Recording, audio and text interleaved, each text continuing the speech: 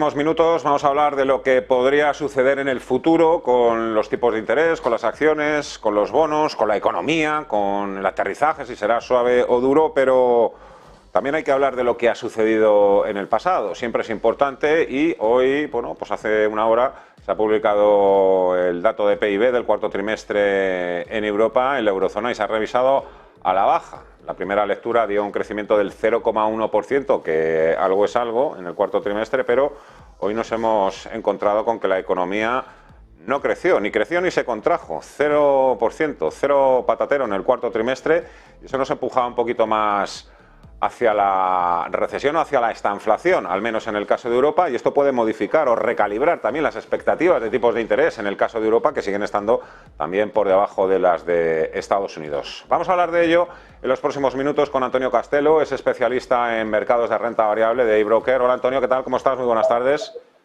Hola, ¿qué tal, Fernando? Y con Jorge Ufano, gestor de GPM. Hola Jorge, muy buenas tardes, encantado de verte y saludarte de nuevo. Hola, encantado, Fernando, de estar aquí. Ayer te vimos por la noche y te agradezco nada que estés hoy también aquí hoy a mediodía. Oye, Antonio, vamos a hablar de Powell, está todo el mundo dándole vueltas al asunto Powell, que yo creo que de momento no ha roto nada, ahora me lo vais a decir vosotros, pero ese crecimiento 0% en Europa, no sé si ha sido un jarro de agua fría o es una buena noticia desde el punto de vista de que a medida que nos podemos ir acercando hacia la recesión, pues el final de las subidas de tipos, incluso las bajadas de tipos, podrían estar más cerca. Aquí cada uno interpreta los datos como quiere, evidentemente. Pues sí, bueno, como tú decías al principio en la introducción, datos confusos, hay veces que datos buenos tienen buena lectura, que datos malos también la tienen.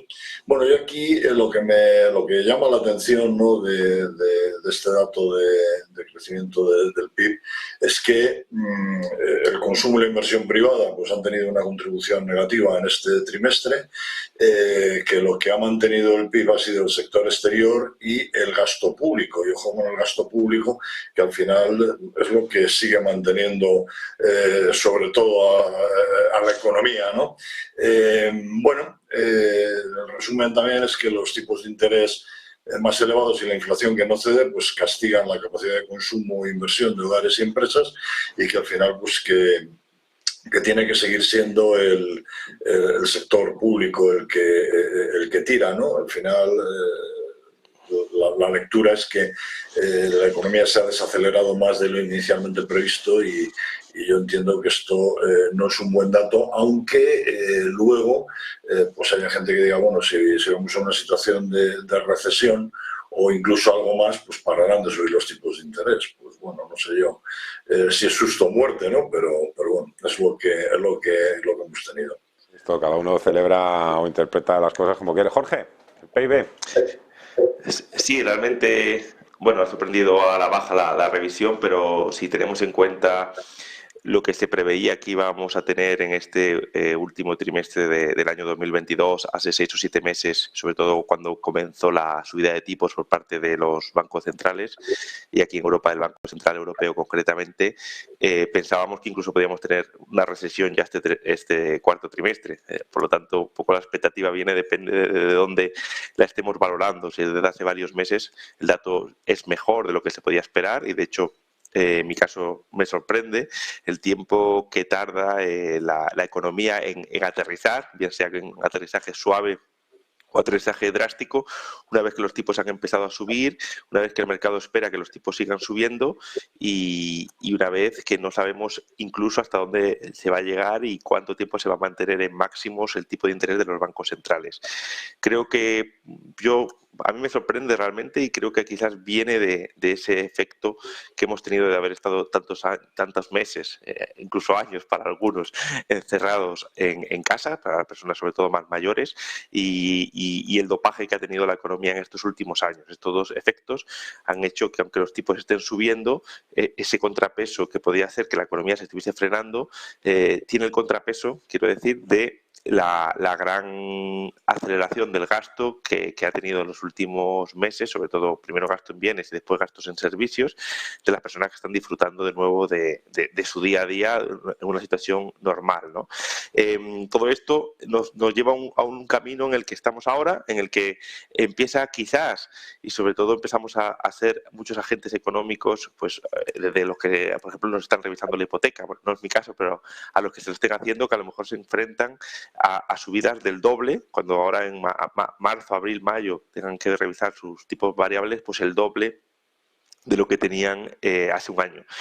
Todo esto hace que poco a poco quizás se produzcan estos frenos que los agentes económicos, y esto es mi opinión, quizás no esperan no esperan que sea muy drástico debido a la tibieza que siempre ha afrontado los bancos centrales a la hora de mantener su mano dura en el momento en el que hay cualquier problema económico. El problema en el pasado, los últimos 15, 20 años, cada vez que ha habido una pequeña recesión o un pequeño problema, los bancos centrales todos han reaccionado muy rápido bajando tipos de forma muy severa. Entonces yo creo que el mercado espera eso y también está pendiente, entiendo, de que quizás si los tipos siguen subiendo y se mantienen mucho tiempo, aquí en Europa, por ejemplo, algunos países periféricos pueden volver a tener problemas de deuda. No olvidemos que ya la italiana de 10 años está al 4,5%, y aunque estos flujos de renovación de la deuda no son automáticos, se van renovando y se van endeudando los estados a los nuevos tipos de una forma muy transitoria, porque la deuda va venciendo poco a poco y van a tener que ir renovando poco a poco, pero puede ser que dentro de 2 o 3 años podamos tener un problema de deuda, y eso hace que los bancos centrales también se tengan que replantear que quizás no puedan subir los tipos todo lo que quisieran, y que las inflaciones probablemente se mantengan más altas de lo esperado en los próximos años, incluso teniendo la opción de cambiar o replantear lo que sería el objetivo de inflación, que ya se habla de ello, ¿no? De que a lo mejor en lugar del 2 se suba al 3 o al 3,5. Veremos lo que nos va deparando este camino sinuoso por el que van conduciendo los bancos centrales actualmente. Hoy mismo la Comisión Europea pues bueno, ha comenzado a dar los primeros pasos para reactivar los procedimientos de déficit excesivos en 2024, e incluso pues bueno, siguen avisando o diciendo que las políticas fiscales, las subvenciones, las ayudas estatales están de alguna forma torpedeando la política monetaria del propio Banco Central Europeo. Tras escuchar ayer a Powell, Antonio, todo lo que dijo, yo creo que en principio todavía no ha roto nada. Hay algunos que se sorprendieron por dicen el cambio de discurso de Jerome Powell. Bueno, es que Jerome Powell llegaba sin hablar desde el pasado 7 de febrero. Claro, ha transcurrido un mes y en medios han publicado importantes cifras de inflación y sobre todo de empleo. Yo no sé si queréis que se ha roto algo, si va a cambiar un poco el movimiento que estamos viendo estos días, sobre todo tanto en la renta variable como en la renta fija. Hay que ir con más precaución, por ejemplo, en el tema de renta fija. ¿Se puede seguir asumiendo más riesgo en renta variable, Antonio? Bueno, respecto a la comparecencia de Powell, yo creo que es verdad que presentó un tono duro. Quizás también, pues al hablar delante de las cámaras, pues necesita cubrirse un poco, ¿no? Ante alguna acusación que pueda llegar dentro de unos meses de falta de acción, como ocurrió al principio. Entonces, bueno, quizás se interpreta que es mejor mostrarse duro y luego aflojar que lo contrario, ¿no? Yo personalmente creo que no es nada nuevo lo que hemos dicho, y respecto a lo que está pensando el mercado, mira, os estoy compartiendo ahora mismo un gráfico de la página de CME, donde podemos ver que hace apenas un mes las expectativas de subida de medio punto en la próxima reunión eran mínimas, apenas un 9%, hoy son un 72%, es decir, o sea, el mercado esto lo está asumiendo. ¿Que se ha roto algo? Pues bueno, yo creo que tampoco. Yo creo que desde el año pasado lleva dando un mensaje de dureza. El mercado quizás no se lo ha creído todo lo que se debería de haber creído, ¿no? Ahora mismo, pues bueno, se está pensando en una tasa terminal del 5,25, 5,50 y no del 5,25. Pero bueno, esto es lo que hemos venido comentando en los últimos meses. Tú y yo hemos hablado de esto en alguna que otra ocasión, ¿no? Entonces, viendo la complacencia que mostraba el mercado frente a la realidad de una economía que se mantiene y de una inflación que no cede, pues pues bueno, yo lo que me parece más curioso es que el mercado no se asusta a la hora de escuchar estos discursos más contundentes, ¿no? Quizás en el mercado ahora se espera que tanta advertencia no sea necesaria, puesto que la inflación quizás mejorará por el simple efecto del cambio de base en los próximos meses, y que comparar tasas actuales con tasas pasadas en el momento en el que el crecimiento de los precios comenzaba a desbocarse, pues bueno, va a ser al final, va a ser menos duro de lo que se pensaba. Yo creo que si miramos los principales índices, cómo han evolucionado, si miramos las rentabilidades de los bonos, pues tampoco vemos que se rompa el mercado, ni mucho menos, ¿no? Bueno, vamos a ver un poco cómo se reacciona en las próximas semanas. En cuanto a lo que decías de seguir tomando riesgo, pues bueno, yo creo que en febrero, lo que llevamos de marzo, los mercados se han mostrado menos complacientes que en enero, pero yo creo que se mantienen las opiniones excesivamente optimistas. Yo, desde mi punto de vista, y aun a riesgo de equivocarme, como decía antes Mar, la verdad es que bueno, pues creo que hay que ser un tanto cautelosos, porque, bueno, pues aparte de ver los efectos que puedan tener la subida de tipos de interés, que vaya a ser a lo mejor pues algo más de lo que inicialmente se tenía previsto tanto en Estados Unidos como en Europa. Hace un par de meses pensábamos que, bueno, en Europa llegar a 3,75 sería complicado, el 4%, precisamente como decía antes Jorge, por el efecto que podamos ver en unos meses o a lo mejor en algún año, sobre todo en el coste de la deuda de los países periféricos. Y bueno, el Banco Central Europeo tiene esa patata caliente ahí, que tiene que lidiar con una inflación que sigue alta y que sigue elevada y que es resistente a bajar, junto, por otra parte, con el problema que hay de deuda pública en muchos países, especialmente en la zona periférica. Pero bueno, vamos a ver. Yo creo que hay que seguir siendo muy prudente. Creo que el mercado ha sido muy complaciente en este comienzo de año, y que bueno, que puede haber algún que otro disgusto. Es verdad que no veo, de todas formas, el mercado, pues con la óptica que lo veíamos hace 6-8 meses, bueno, que se pueda descolgar de una manera terrible, ¿no? Pero bueno, yo creo que vamos a tener alguna etapa de susto y de duda. Desde luego, sí se puede acusar de algo, muchas cosas, a la Reserva Federal desde que hemos arrancado con el infame relato de la inflación, pero desde luego seguramente hubo un exceso de anticipación, subiendo tipos 25 puntos en vez de continuar con esa senda de 50 puntos. Pero bueno, en tu caso, Jorge, tú que gestionas un fondo mixto, tanto acciones como bonos, ¿deben estar preocupados los inversores en bonos, ahora que vemos que otro nuevo arreón de las rentabilidades de los yields, caída de precios? Bueno, va a depender un poco quizás del plazo en el que podamos estar invertidos, o en que los fondos de los oyentes o de las personas inversoras estén invertidos. La tendencia de los bonos a largo plazo sigue siendo muy bajista, y de momento declaraciones como las de ayer de Powell o lo que piensa el Banco Central pues van en contra. Pero creo que a lo mejor sí podían estar empezando a tocar techo, en el sentido de que opino que los bancos centrales, o que el mercado de momento no se acaba de creer a los bancos centrales, y yo creo que están correctamente teniendo una decisión correcta, ¿no? El conjunto de agentes, en el sentido de que están fijándose más en los datos de inflación que vienen ahora, que, como antes se comentaba, como el efecto base, es decir, el marzo del 2022 fue un año en el que subieron muchísimo todo lo que son los productos del petróleo, el gas, y subió mucho la inflación, y ahora este mes, por ejemplo, se va a quitar el marzo del 2022 y vamos a poner el marzo del 2023, que es bastante más suave. La inflación a nivel global va a seguir cayendo. También en los meses de mayo y junio va a ocurrir una cosa parecida. Por lo menos hasta final del verano vamos a tener caídas. Y yo creo que esos datos van a ser positivos en comparación con lo que teníamos. Luego veremos si son mejores o peor de lo que está esperando, ¿no? Que al final es por lo que se mueve el mercado, pero ya de antemano vamos a tener datos más positivos de los que teníamos anteriormente de inflación a nivel global. Y creo que los bancos centrales lo que no se están, perdón, los inversores lo que piensan es que hay un tope, hay un techo en el cual los bancos centrales, aunque quieran y aunque la inflación siga siendo alta, no van a poder seguir subiendo más los tipos.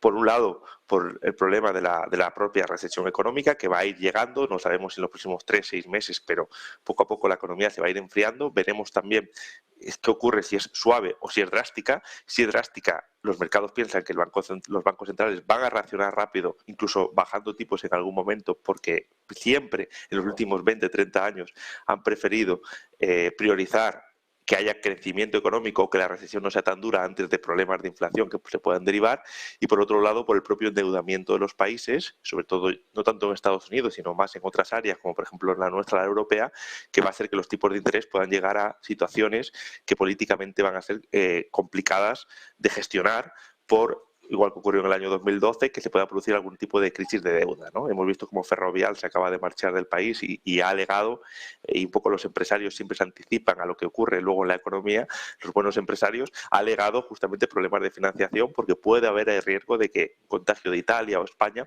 pueda provocarnos problemas. Todo eso hace que creo que hay un techo en el cual los bancos centrales ya no pueden subir más tipos. Quizás lo que pueden hacer es llegar a esos niveles y mantener un tiempo más de lo que el mercado espera los tipos de interés en ese techo de tipos de interés al que hayan llegado.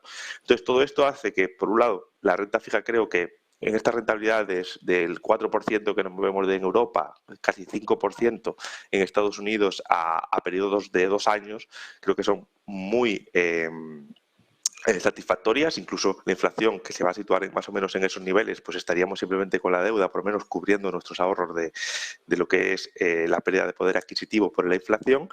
Y luego tenemos la parte de la renta variable, que aquí yo lo que pienso es que el mercado realmente, la inflación es positiva para las bolsas. No hay más que ver cómo han evolucionado los mercados, por ejemplo, de Venezuela y de Argentina en los últimos 20 años, ¿no? En el que ha habido una inflación enorme y las bolsas se han multiplicado, eso sí, en su propia moneda, pero se han multiplicado por varias decenas. Entonces, lo que ocurre aquí en este punto es las empresas, sobre todo las empresas que se benefician y las empresas de algunos sectores, son es como una cobertura contra la inflación, porque si suben los precios, esas empresas en términos reales van a facturar lo mismo, o incluso facturando lo mismo en términos reales, van a facturar más en términos nominales, es decir, en dinero, a lo mejor descontando la inflación están igual, pero si la inflación tiene un 10% y la empresa factura un 10% más y tiene un beneficio un 10% más, realmente estamos protegiendo nuestros ahorros de la inflación. Entonces, vía esos beneficios que después se reparten en dividendos, las empresas tienen ese crecimiento de valoración por el mero hecho de que está subiendo la marea, de que está subiendo la inflación y los precios. Por otro lado, eso se contrarresta con un vector negativo, que es la subida de tipos de los bancos centrales a esas empresas, que lo que hace en estos periodos inflacionarios, que lo que lleva es a que haya algunas empresas que tienen problemas de financiación, que tienen pérdidas de inversión a largo plazo, que invierten menos, quiero decir, o tienen mayor coste de la deuda. Y estos dos vectores, el de la inflación está claro que va a ir de viento de cola, y el otro, quizás, por lo que he hecho de mi exposición de que está capado hasta un tope que puedan llegar los bancos centrales, quizás no sea tan negativo como se puede esperar, y por eso pienso que la renta variable puede tener una gran subida en los próximos años, o una subida que sea interesante y que pueda incluso ser un producto interesante frente a la renta fija. Por lo tanto, en nuestro caso, que tenemos un fondo diversificado en renta fija y renta variable, creo que es correcto en estos momentos. Y lo que sí que me gustaría es, para terminar, decir algunos sectores que pueden ser interesantes, que ya, como nosotros somos muy tendenciales... Porque ya vamos fatal de tiempo, nos quedaría todavía comentar la otra pata de esta mesa coja, que es la geopolítica. Fíjate que ya me gustaría a mí poder hablar hoy de Estados Unidos, de China y del Nord Stream, pero quiero que sea Antonio Castelao el que remate un poquito la intervención. Antonio, ya para rematar, pon el broche de oro a esta intervención, anda. Bueno, efectivamente estamos hablando de temas que son puramente económicos, puramente financieros, en parte de acuerdo con lo que dice Jorge, pero creo que nos estamos olvidando de un tema muy importante, que es la geopolítica. China, yo creo que es un punto de atención muy a tener en cuenta, es muy complicado. Yo creo que a los mercados no se le está dando la importancia que debería de tener. Hasta ahora China ha venido tratando de mantener un perfil bajo, contestando ligeramente a Estados Unidos en una serie de temas, pero últimamente pues se está elevando el tono y bueno, a mí me parece muy preocupante por la situación que se está generando en torno a Taiwán. Estados Unidos, en caso de una invasión china, Taiwán tendría que intervenir militarmente y estas cosas, pues bueno, no se sabe muy bien cómo empiezan, pero no suelen terminar bien en ningún caso, ¿no? Entonces, digamos, este sería un factor más a añadir. Otro más.